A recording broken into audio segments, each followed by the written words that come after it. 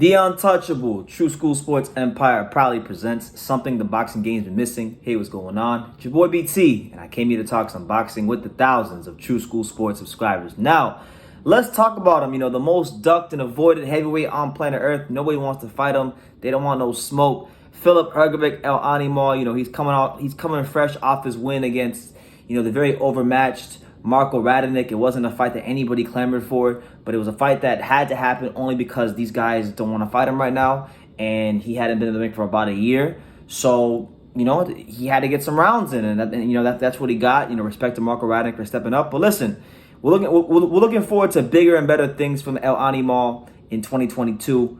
And so is Cal Soderlund, and he's already came out and stated that his next fight is going to be in IBF Eliminator. Now, we know that Hrgovic was supposed to fight in the IBF Eliminator earlier this year. Michael Hunter didn't want no smoke. Michael Hunter decided to go fight on the undercard of the Locks versus Dipset.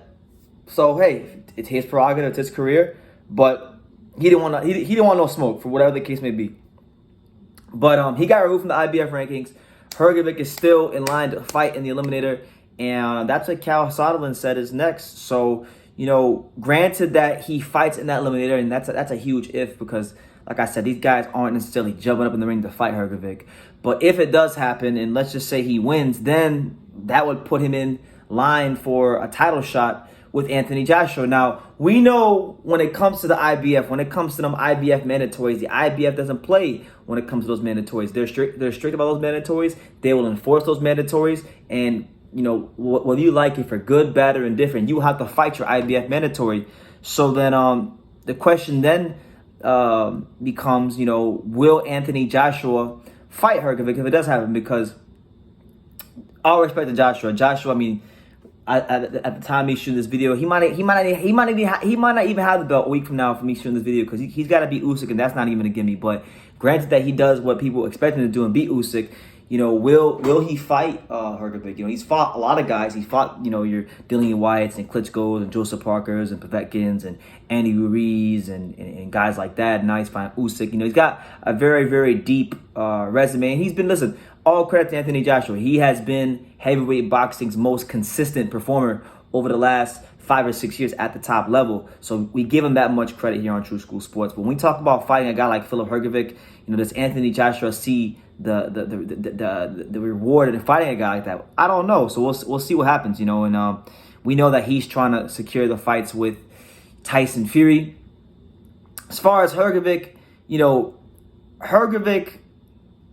Hrgovic is he really wants that fight, and he's actually went on record and stated that Anthony Joshua would actually be his hardest fight. He thinks that Anthony Joshua is a more complete fighter than Tyson Fury.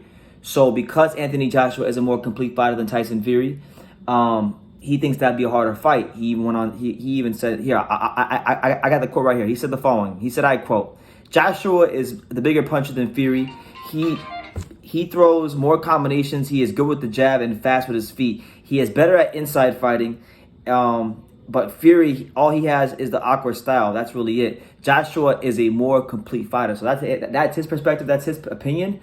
And look, I know it's maybe a little too early, because Hrgovic really hasn't fought anybody of note in the heavyweight division.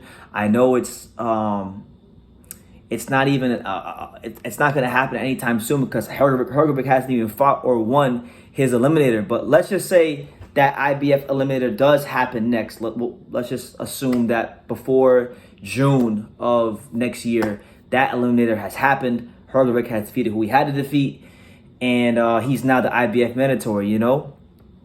Hrgovic versus Joshua could be a fight that we're looking at really, really soon. And I really think, to be honest, I think Hrgovic still might need a bit more seasoning in the pros, but I've set it up for a long time. I think Filip Hrgovic has all the ingredients, all the tools to be heavyweight champion of the world. And whether he's fighting Fury or whether he's fighting Joshua, I give him a shot against anybody. He's 6'7", deceptively athletic. I know it doesn't look like it on tape, but he is deceptively athletic, good punching power, good jab, good punch selection, knows how to double up on the right hand, knows how to finish opponents, has that killer instinct. He's kind of like Vitaly Klitschko in his own right. He's not flashy, and he's not gonna win a boxing match for style points or cool points, but he knows how to get them punches from point A to point B and inflict bodily harm on his opponent. And at the end of the day, that's all this is about. Personally, for me, I think the easier fight for Hrgovic, the easier matchup, the matchup that I think would favor him more would actually be Joshua, not Fury. I think Fury's awkwardness, his ability to move, and the kind of style he's developing under under Sugar Hill Stewart, I think that gives him an extra layer and a dimension, and it's a tougher fight for Hrgovic. But as to with Joshua, I feel like Joshua, he's more of a textbook fighter. And because he's a textbook fighter, I think there'll be a lot more counter-punching opportunities for Hrgovic to hurt Joshua. Joshua's chin isn't the best. We know that. So look, I'm thinking, maybe late, if things go according to plan for Hrgovic, maybe late 2022, early 2023, this could be one of the mega fights in the heavyweight division. I know right now everybody's focused on Fury versus Wilder 3, Joshua, Fury, those fights. But I'm telling you, Hrgovic is coming, and he's coming quickly and swiftly. He's a very highly ranked opponent in the IBF. He's coming from a great pedigree of winning a bronze medal in the Olympics, being very experienced. I believe he fought in the World Series of Boxing as well. Been in camps with the Klitschko brothers and all these different types of fighters. So he's not going to be when he does get to that level where he is fighting for the heavyweight title. I don't think it's going to be one of those things where the moment's too big for him or he's not ready. I think he's more than prepared. And I think the question that we got to ask ourselves, if you really study Hrgovic, the question isn't, is he going to be ready for the heavyweight title or the champions? The question is, will the champions, like Fury and Joshua, will they be willing and ready to fight a guy like him who is high risk, low reward, who's 6'7", can punch just as hard, if not harder than both of them, and is bringing a lot of tools to the table. So, hey, I'm throwing it out there. Cal Soderlund saying that IBF mandatory is next. I'm going to keep covering Filip Hrgovic here on True School Sports because I truthfully believe that we're looking at a guy that has all the tools to be the next heavyweight champion of the world. And I'm going to stick to those guns until proven otherwise. So you guys let me know what you think in the comments down below.